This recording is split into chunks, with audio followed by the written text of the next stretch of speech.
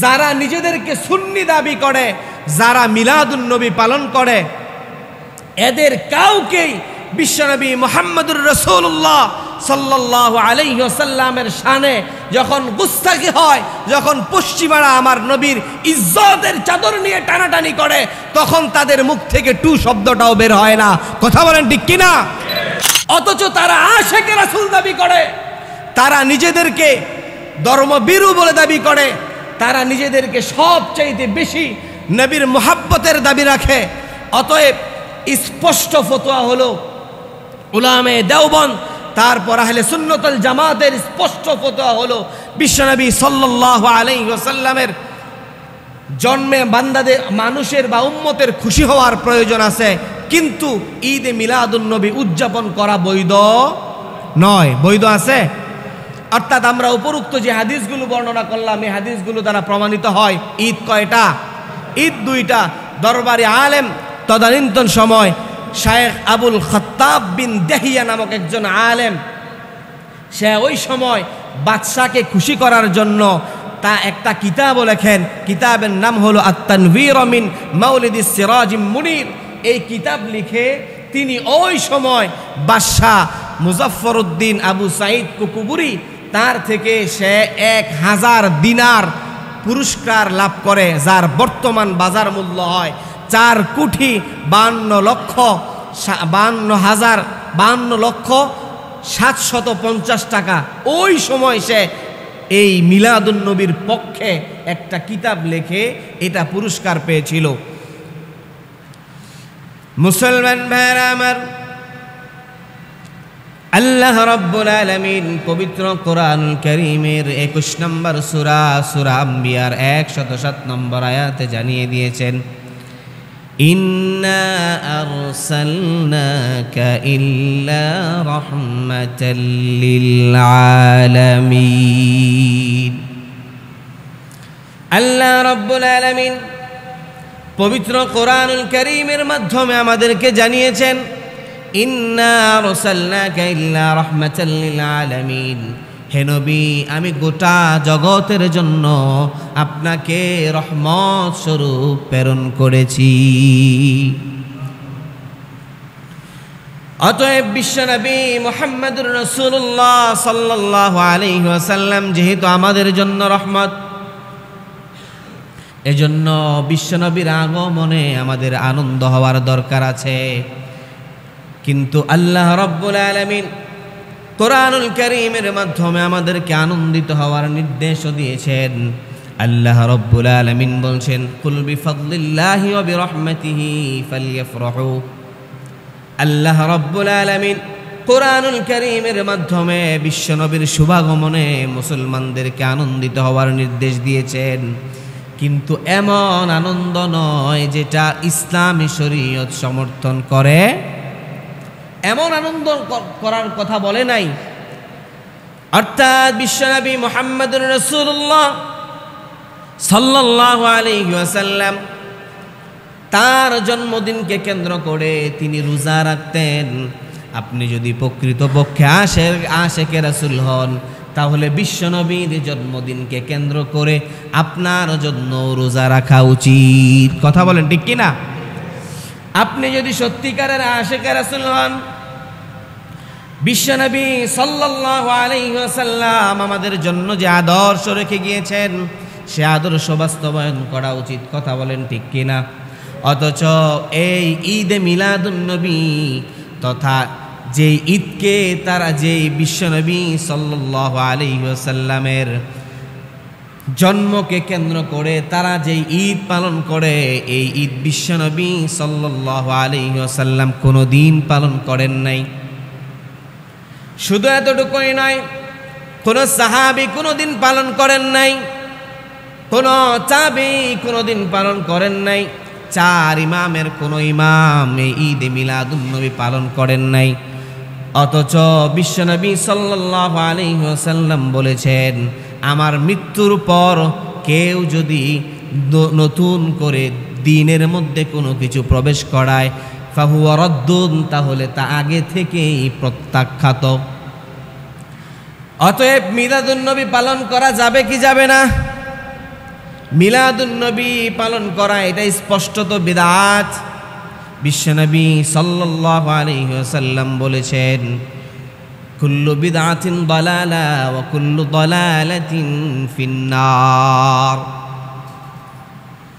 বিশ্বনবী বলেন, সকল বিদআতই হলো পথভ্রষ্টতা, আর সকল ভ্রষ্টতাই হলো জাহান্নাম। আল্লাহ তাআলা আমাদেরকে সকল প্রকারের ভ্রষ্টতা থেকে হেফাজত করেন। প্রত্যেকে বলি আমিন।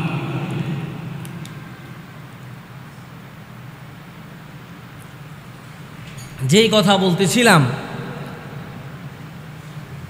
ঈদে মিলাদুন নবী এটা শরীয়ত কতটুকু সমর্থন করেন বা এটা কতটুকু শরীয়ত সম্মত।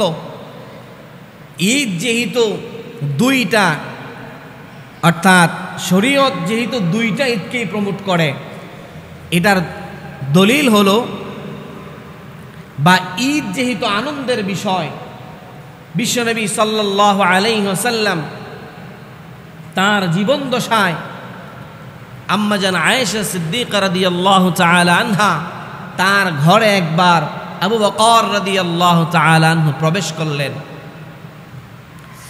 মুসলমান ভাইরা আমার,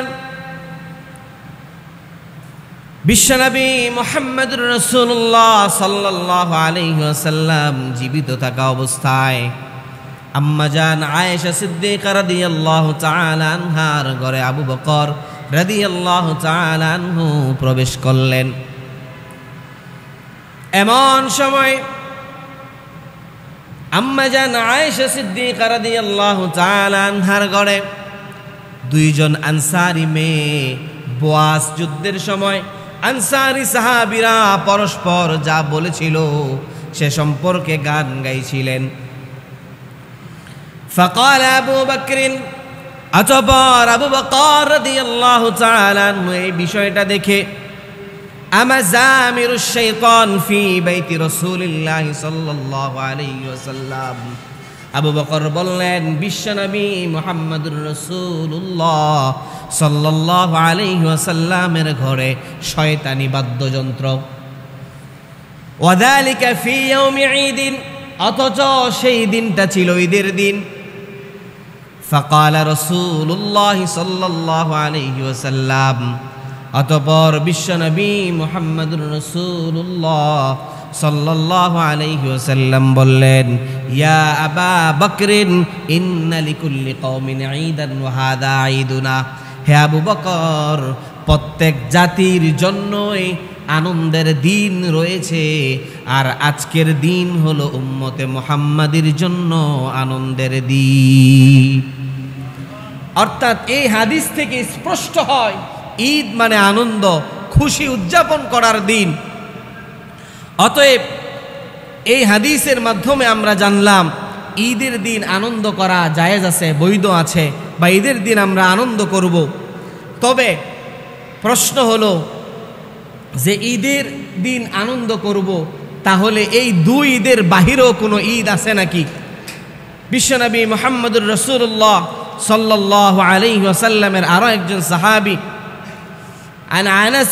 আনাস ইবনে মালিক রাদিয়াল্লাহু তাআলা আনহু থেকে বর্ণিত, সুনানে আবু দাউদের 1134 নম্বর হাদিস, বিশ্বনবী মুহাম্মদুর রাসূলুল্লাহ সাল্লাল্লাহু আলাইহি ওয়াসাল্লাম যখন মদিনায় গমন করলেন, বিশ্বনবীর মদিনা সফরের পর সেখানে গিয়ে তিনি দেখলেন কিছু লোক 2 দিন তারা খুব খেলাধুলা করে, আনন্দ ফুর্তি করে।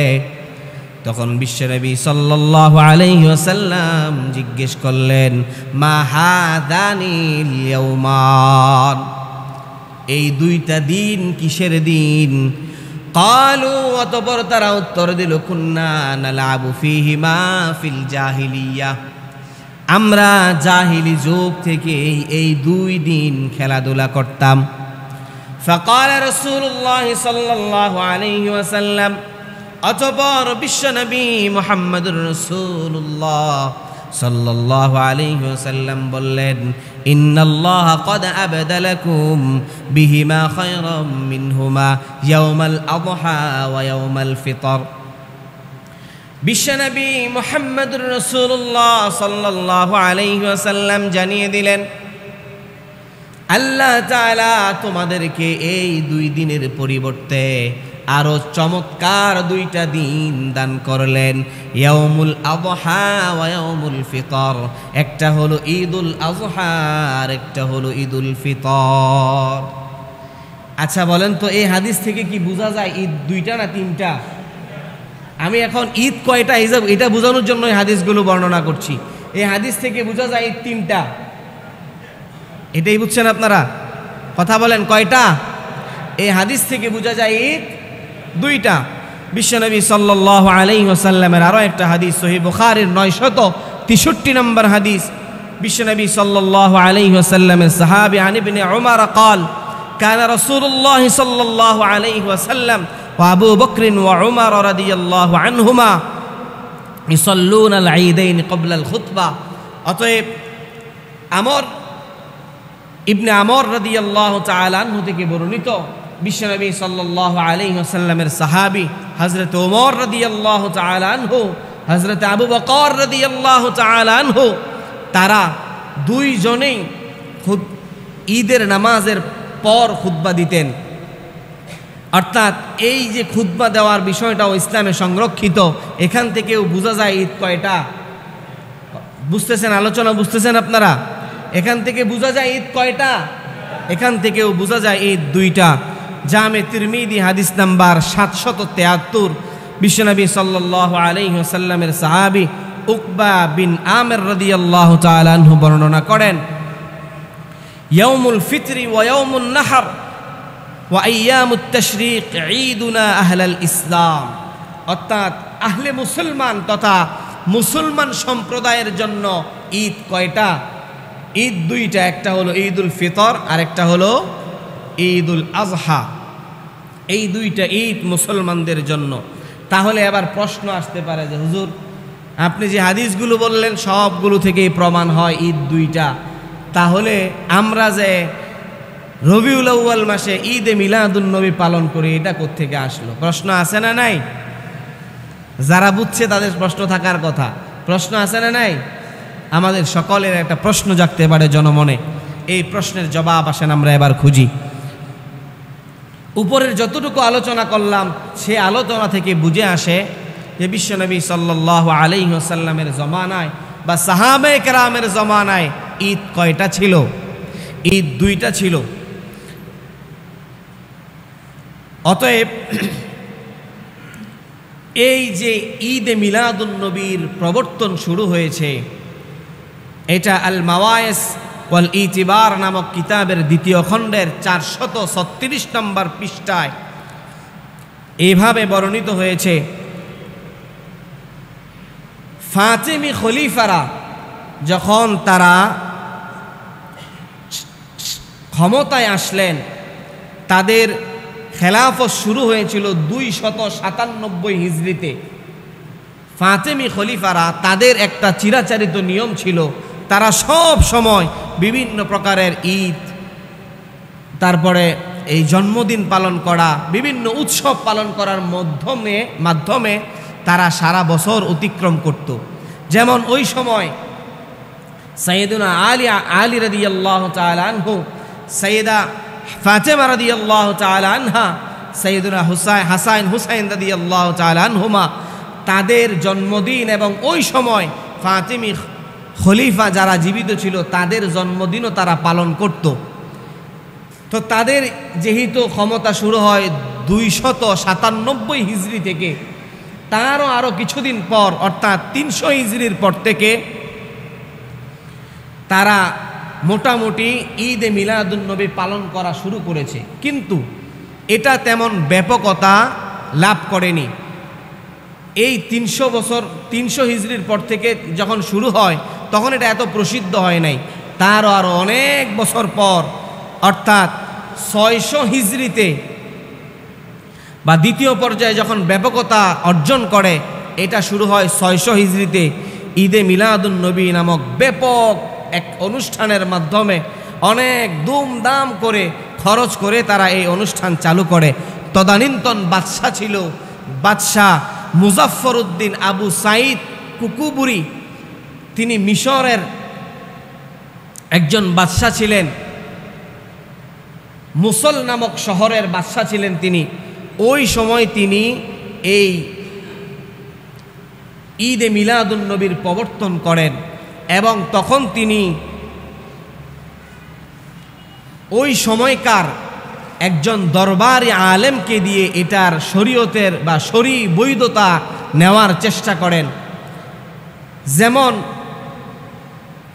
বর্তমান যুগেও কিছু কিছু লোক দরবারি আলেম আছে না নাই, যারা কিনা দরবার টিকিয়ে রাখার জন্য বা যারা কিনা দুনিয়ার স্বার্থকে হাসিল করার জন্য দুনিয়ার বিভিন্ন প্রকারের ক্ষমতাদেরকে দুনিয়াতে জীবিত থাকা অবস্থায় জান্নাতের টিকিট দেয়, এমন লোক আছে না নাই।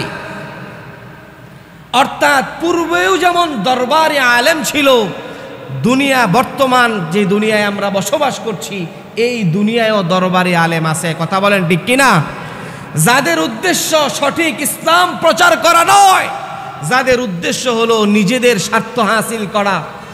অতএব একটা বিষয় ভালো করে লক্ষ্য করে দেখবেন, যারা নিজেদেরকে সুন্নি দাবি করে, যারা মিলাদুন নবী পালন করে, এদের কাউকেই বিশ্বনবী মুহাম্মদুর রাসূলুল্লাহ সাল্লাল্লাহু আলাইহি ওয়াসাল্লামের শানে যখন গুস্তাখি হয়, যখন পশ্চিমারা আমার নবীর ইজ্জতের চাদর নিয়ে টানাটানি করে, তখন তাদের মুখ থেকে টু শব্দটাও বের হয় না। কথা বলেন ঠিক কিনা? অথচ তারা আশিকে রাসূল দাবি করে, তারা নিজেদেরকে ধর্মবীরু বলে দাবি করে, তারা নিজেদেরকে সবচাইতে বেশি নবীর মুহাব্বতের দাবি রাখে। অতএব স্পষ্ট ফতোয়া হলো উলামায়ে দেওবন্দ, তারপর আহলে সুন্নাত ওয়াল জামাতের স্পষ্ট ফতোয়া হলো বিশ্বনবী সাল্লাল্লাহু আলাইহি ওয়াসাল্লামের জন্মে বান্দাদের মানুষের বা উম্মতের খুশি হওয়ার প্রয়োজন আছে, কিন্তু ঈদে মিলাদুন নবী উদযাপন করা বৈধ নয়। বৈধ আছে? অর্থাৎ আমরা উপরোক্ত যে হাদিসগুলো বর্ণনা করলাম, এই হাদিসগুলো দ্বারা প্রমাণিত হয় ঈদ কয়টা? ঈদ দুইটা। দরবারি আলেম তদানীন্তন সময় শায়েখ আবুল খাত্তাব বিন দেহিয়া নামক একজন আলেম, সে ওই সময় বাদশাকে খুশি করার জন্য তা একটা কিতাবও লেখেন। কিতাবের নাম হলো আত-তানভীর মিন মাউলিদিস সিরাজিম মুনির। এই কিতাব লিখে তিনি ওই সময় বাদশা মুজাফফরউদ্দিন আবু সাঈদ কুকুবুরি, তার থেকে সে 1000 দিনার পুরস্কার লাভ করে, যার বর্তমান বাজার মূল্য হয় 4,52,750 টাকা। ওই সময় সে এই মিলাদুন নবীর পক্ষে একটা কিতাব লেখে এটা পুরস্কার পেয়েছিল। ইবনে কাসির রহমতুল্লাহি আলাইহি আল বিদায়া ওয়ান নিহায়ায় চমৎকারভাবে বলেছেন, যেই লোক যেই দরবারি আলেম এবং মুজাফফরউদ্দিন আবু সাঈদ কুকুবুরি, তারা যে এই দুইজন মিলে মিলাদের প্রবর্তন শুরু করেছেন 600 হিজরির ওপর, ওই যারা ওই মিলাদের অনুষ্ঠানে ছিলেন এমন একজনের কাছ থেকে তিনি তথ্য সংগ্রহ করে তিনি বলছেন, ওয়াকানা ইয়াসরিফু আলাল মাউলিদি ফি কুল্লি সানাতিন 300 আলফা দিনারিন। ওই সময় তদানীন্তন সময় বাদশাহ মুজাফফরউদ্দিন আবু সাঈদ কুকুবুরি তিনি 3 লক্ষ দিনার ব্যয় করেছিলেন শুধু মিলাদুন নবী উদযাপন করতে গিয়ে। এই 3 লক্ষ দিনারকে বর্তমান সময়ে যদি আমরা টাকায় কনভার্ট করি তাহলে 1382,82,50,000 টাকা। বলেন তো এতে করে কি মুসলমানদের কোনো উপকার হয়েছে? বলেন মুসলমানদের কোনো উপকারে আসছে? সে ওই মজমায় 10,000 ছাগলের মাথা, 50,000 মুরগি, 10,000 ছাগল এবং প্রায় 1 লক্ষ তরকারির প্লেট সাজিয়ে বিভিন্ন প্রকারের মানুষদেরকে দাওয়াত করে তখন তিনি কাওয়ালি সন্ধ্যা করে এই বিশ্বনবী সাল্লাল্লাহু আলাইহি ওয়াসাল্লামের জন্মদিনকে তিনি উদযাপন করতেন। এবং আপনাদেরকে যদি স্পষ্ট ভাষায় বলতে চাই, গত কিছুদিন আগেও যিনি জীবিত ছিলেন সৌদি আরবের গ্র্যান্ড মুফতি শেখ বিন বাস রহিমাহুল্লাহ, তিনি তার এক ফতোয়ায় এই ঈদে মিলাদুন নবী সম্পর্কে চমৎকার বর্ণনা দিয়েছেন। তিনি বলেছেন, আল ইহতিফালু বিল মাউলিদিন নবী গায়রু মাশরুইন। বিশ্বনবী সাল্লাল্লাহু আলাইহি ওয়াসাল্লাম যে শরীয়ত আমাদের জন্য রেখে গিয়েছেন এটা শরীয়ত সম্মত নয় এবং এটা একটি বিদআত। লাম ইয়াফআলুহু নবী সাল্লাল্লাহু আলাইহি ওয়াসাল্লাম ওয়ালা আসহাবুহু, এটা বিশ্বনবী সাল্লাল্লাহু আলাইহি ওয়াসাল্লাম নিজেও পালন করেন নাই এবং সাহাবায়ে কেরাম রাদিয়াল্লাহু তাআলা আনহুম তারা কেউ পালন করেন নাই, তাবেঈরাও কেউ পালন করেন নাই। আর একটা বিষয় তিনি এখানে উল্লেখ করেছেন, তিনি বলেছেন এখানে যদি কোনো কল্যাণ নিহিত থাকতো তাহলে নিশ্চয়ই বিশ্বনবী এটা পালন করত। পৃথিবীতে সমস্ত কল্যাণের দিকে আহ্বানকারী কে? বিশ্বনবী মুহাম্মদুর রাসূলুল্লাহ। তিনি হলেন পৃথিবীর সমস্ত কল্যাণের দিকে আহ্বানকারী। এবং বিশ্বনবী বিদায় হজের ভাষণে বলেছিলেন, আমি কি আল্লাহর পক্ষ থেকে তোমাদের কাছে সব পৌঁছে দেই নাই? সাহাবায়ে কেরাম রাদিয়াল্লাহু তাআলা আনহুম বলেছিলেন, অবশ্যই অবশ্যই পৌঁছে দিয়েছেন। আল্লাহর রাসূল তখন বলেছিলেন, আল্লাহুম্মা শাহাদ, আল্লাহুম্মা শাহাদ, আল্লাহুম্মা শাহাদ, হে আল্লাহ তুমি সাক্ষী থেকো। তো তোমার সমস্ত বান্দারা এই ব্যাপারে সাক্ষী দিয়েছে যে মুহাম্মদুর রাসূলুল্লাহ, তুমি মুহাম্মদুর রাসূলুল্লাহর কাছে যা পাঠিয়েছো সব সে প্রচার করেছে, সব সে পৌঁছে দিয়েছে। অতএব বিশ্বনবী যদি এই জন্মদিনের মধ্যে কোনো ফায়দা থাকতো তাহলে এটা মনে হয় আমাদেরকে না বলেই চলে গেছে। এই ফায়দার ব্যাপারে মনে হয় না বলেই চলে গেছে। কি বলেন আপনারা? আল্লাহর কসম করে বলতে পারি এখানে কোনো প্রকারের কোনো ফায়দা নাই। এটা ইসলাম সাপোর্ট করে না। ইসলাম কোনো ইসলাম বেদাতের সংজ্ঞাই হলো ইসলামে এমন কোনো জিনিস নব আবিষ্কৃত যেটাকে আমরা ইবাদত মনে করে করি। অর্থাৎ এই যে তারা বলে ঈদে মিলাদুন্নবী, মিলাদুন্নবীকে ঈদ বলে তারা সাব্যস্ত করেছে, অর্থাৎ এই দিন আনন্দ উৎসব করার ব্যাপারে, এবং তারা বিভিন্ন প্রকারের প্রোগ্রাম করে। এখন এইগুলো কি তারা ইবাদত মনে করে কি করে না? তাহলে ইসলাম তো একটা সুন্দর জীবন ব্যবস্থা। ইসলাম তো আপনাকে শিখিয়েছে কতটুকু আপনি কতটুকু বৈধ, কতটুকু অবৈধ। অর্থাৎ ইসলাম তো আগেই জানিয়ে দিয়েছে যে ইসলামে নতুন কিছু আবিষ্কৃত হবে না বিশ্বনবী চলে যাওয়ার পর। ইবাদত মনে করে কোনো কিছু করা যাবে না। এখন তাদের অনেকে আমাদেরকে প্রশ্ন ছুড়ে দেয়, তাইলে আগে তো লাইট ছিল না, ফ্যান ছিল না, এসি ছিল না, এগুলো কেন ব্যবহার করেন? এসি খুলে ফেলেন, ফ্যান খুলে ফেলেন। বেদাত দুই প্রকার, বেদাতে হাসানা, বেদাতে সাইয়্যিআ। একটা হলো উত্তম বেদাত আর একটা হলো খারাপ বেদাত। যেমন আমরা যে লাইট ব্যবহার করছি, মাইক ব্যবহার করছি, এসি ব্যবহার করছি, এইগুলো কি আমরা ইবাদত মনে করে করছি না প্রয়োজনের জন্য করছি? কথা বলেন। এগুলো আমরা প্রয়োজনের জন্য করছি, এগুলো হলো বেদাতে হাসানা। এগুলো করা যায়, কোনো সমস্যা নাই। যেমন আগে মাইকে আজান দিত না, এখন দেয়। আচ্ছা, কেউ কি মাইক দিয়ে আজান দেওয়াটা সওয়াবের কাজ মনে করে? আজান দেওয়াটা সওয়াবের, কিন্তু মাইক দিয়ে দেওয়া কি সওয়াবের এটা কেউ মনে করে? তাইলে মাইক দিয়ে আজান দিলে কি বেদাত হবে? এটা বেদাত হবে না, কারণ এই মাইকে আজান দেওয়া কেউ সওয়াবের কাজ মনে করে না। কিন্তু তারা এই মিলাদুন্নবীকে উদ্দেশ্য করে যে সমস্ত কাজ করবারগুলো করছে, এগুলো সব হলো পরিত্যাজ্য বিষয়, এগুলোকে ছেড়ে দিতে হবে। আশা করি আজকের আলোচনায় আপনারা এতটুকু বুঝতে পেরেছেন যে মিলাদুন্নবী ইসলামী শরীয়তে বৈধ নয়, বৈধ নয়। এটা পালন করা যাবে? আপনার যদি মনে চায় আপনি এই দিনে রোজা রাখতে পারেন। তবে আমি তো আপনাদেরকে প্রথমেই বলেছি, বিভিন্ন ঐতিহাসিকগণ লিখেছেন এই বিশ্বনবী সাল্লাল্লাহু আলাইহি ওয়াসাল্লামের এই যে ওফাত তথা মৃত্যু 12ই রবিউল আউয়াল হয়েছে, এটা সকল ঐতিহাসিকগণ একমত। কিন্তু বিশ্বনবী সাল্লাল্লাহু আলাইহি ওয়াসাল্লাম 12ই রবিউল আউয়াল হয়েছে এটা তারা একমত নয়। তবে রাফিজি যারা আছে, খারিজি যারা আছে, তাদের মতামত হলো বিশ্বনবী সাল্লাল্লাহু আলাইহি ওয়াসাল্লাম 8ই রবিউল আউয়াল জন্মগ্রহণ করেছেন। অর্থাৎ এটা নিয়ে যেহেতু মতানৈক্য আছে, এটা পালন করার প্রয়োজন আছে। আল্লাহ তাআলা আমাদের সবাইকে সকল প্রকারের বেদাত থেকে বেঁচে থাকার তৌফিক দান করুক। প্রত্যেকে বলি আমিন।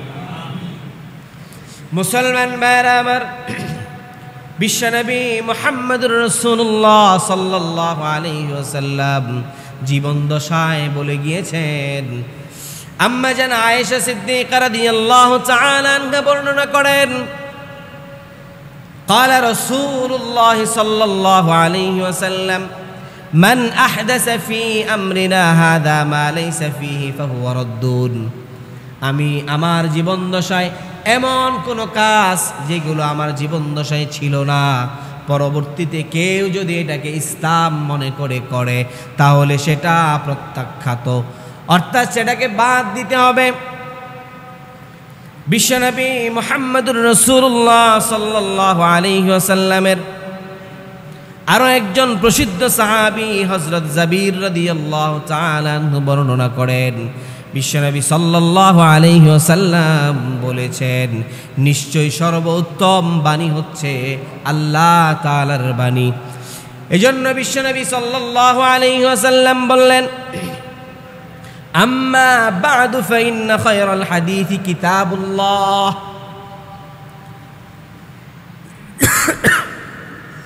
সর্বোত্তম বাণী হলো আল্লাহ তাআলার বাণী।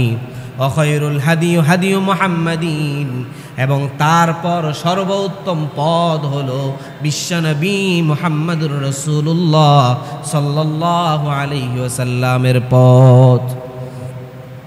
ওয়াশাররুল উমুরি মুহদাসাতুহা ওয়া কুল্লু বিদআতিন দালালাহ। অতঃপর বিশ্বনবী সাল্লাল্লাহু আলাইহি ওয়াসাল্লাম বললেন, আর সবচাইতে নিকৃষ্ট বিষয় হলো মন গড়াভাবে নতুন কোনো জিনিস সৃষ্টি করে ইসলামের মধ্যে দাখিল করে দেওয়া, আর সব নতুন বিষয় হলো গুমরাহি, আর সকল গুমরাহি হলো জাহান্নামের পথ। মুসলমান ভাইরা আমার, আল্লাহ রাব্বুল আলামিন পবিত্র কোরআনুল কারীমে আমাদেরকে বারবার জানিয়ে দিয়েছেন বিশ্বনবী আমাদের জন্য রহমত। বিশ্বনবীর আগমনে আমাদেরকে আনন্দিত হওয়ার নির্দেশও দিয়েছেন, কিন্তু আনন্দটা হবে ইবাদতের মাধ্যমে, কোনো বিদআতের মাধ্যমে নয়। কথা বলেন ঠিক কিনা? কোনো বিদআতের মাধ্যমে আমাদের আনন্দ হবে না। আল্লাহ তাআলা আমাদেরকে সকল প্রকার বিদআত থেকে বেঁচে থাকার তৌফিক দান করুক, প্রত্যেকে বলি আমিন। আল্লাহ রাসূল সাল্লাল্লাহু আলাইহি ওয়াসাল্লাম তিনিও তিনার জীবন দশায় সব কিছু করেছেন, সকল প্রকারের আমল করেছেন। মুসলমান ভাইরা আমার, বিশ্বনবী মুহাম্মদুর রাসূলুল্লাহ সাল্লাল্লাহু আলাইহি ওয়াসাল্লামের সাহাবী হযরত আনাস রাদিয়াল্লাহু তাআলা আনহু বর্ণনা করেন, একবার তিনজন লোক বিশ্বনবী মুহাম্মদুর রাসূলুল্লাহ সাল্লাল্লাহু আলাইহি ওয়াসাল্লামের আমল সম্পর্কে জানার জন্য তার ঘরে আসলেন। বিশ্বনবীর স্ত্রীদেরকে জিজ্ঞেস করলেন বিশ্বনবীর আমল কি। তাদেরকে যখন আমলের কথা শোনানো হলো, তখন তাদের কাছে বিশ্বনবীর আমল অত্যন্তই কম মনে হলো।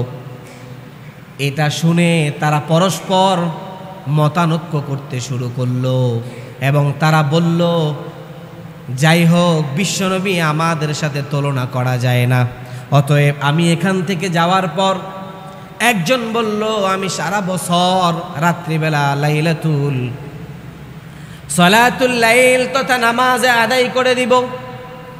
দ্বিতীয়জন বলল আমি দিনের বেলায় সারা বছর রোজা রাখবো। তৃতীয়জন বলল আমি সব সময় নারী থেকে দূরে থাকবো, অতএব বিয়ে শাদী করব না। ঠিক ওই মুহূর্তে বিশ্বনবী মুহাম্মদুর রাসূলুল্লাহ সাল্লাল্লাহু আলাইহি ওয়াসাল্লাম ঘরের মধ্যে প্রবেশ করলেন এবং ওই তিনজনের কথাবার্তা শুনছিলেন। বিশ্বনবী তাদেরকে ডেকে পাঠালেন, জানতে চাইলেন পরস্পর কি আলোচনা করছিলে। তারা প্রত্যেকেই সব কিছু খোলাসা করে বলল। বিশ্বনবী বললেন, আল্লাহর কসম, আমার চাইতে বেশি ভয় তোমরা আল্লাহ রব্বুল আলামিনকে করো না, আমার চাইতে তোমরা পরহেজ বেশি করো না। কিন্তু আমি নবী হওয়া সত্ত্বেও রোজা রাখি, আবার রোজা ছেড়েও দেই, রাতে সালাতুল লাইল আদায় করি, আবার কখনো কখনো ঘুমাই, আবার এমনও যা আমি বিবাহ শাদীও করি। অতএব আল্লাহ রব্বুল আলামিন বান্দার জন্য সহজ করে দিয়েছেন, বান্দা শুধু সারাদিনে ইবাদত করবে এটা আল্লাহও চায় না, তার সকল জরুরতগুলো পূর্ণ করবে। পূর্ণ করার পর তার জরুরতগুলো পূর্ণ হবে আল্লাহ রব্বুল আলামিনের দ্বীনে তথা শরীয়তের পন্থায়। শরীয়তের বহির্ভূত কোনো কাজ করা যাবে। আল্লাহ তাআলা আমাদেরকে শরীয়ত পরিপন্থী সকল প্রকার কাজ থেকে আল্লাহ আমাদেরকে হেফাজত করুক।